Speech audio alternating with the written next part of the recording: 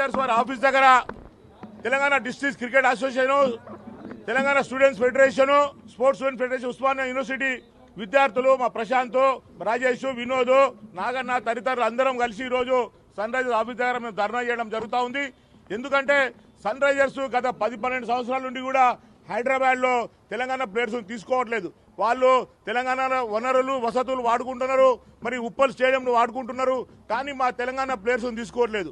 118 మంది తెలంగాణ ప్లేయర్స్ మరి రిజిస్టర్ చేయించుకున్నారు.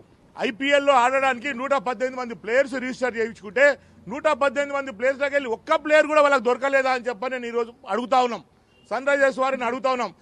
ఆయన కావ్యమారన్ గారు దొరకరు, షణ్ముఖం గారు సీఓ దొరకరు, మరి ఇక్కడ కిరణ్ గారు ఉంటారు, ఇక్కడ సన్ రైజర్స్ నాగేష్ గారు ఉంటారు. వారాన్ని వచ్చి మా రిప్రజెంటేషన్ తీసుకోవాలని చెప్పని మేము కోరుతా ఉన్నాము. సన్ రైజర్స్ వాళ్ళు మరి మాకు న్యాయం చేయాలి.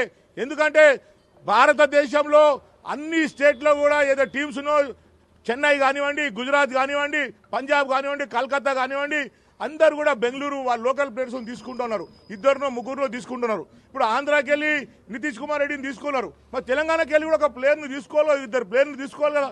118 మంది ప్లేయర్స్ రిజిస్టర్ అవుతే హైదరాబాద్ క్రికెట్ అసోసియేషన్ ద్వారా తెలంగాణలో మరి సన్ రైజర్స్ వాళ్ళు ఒక్క ప్లేయర్ కూడా ఎందుకు తీసుకుంటలేరు?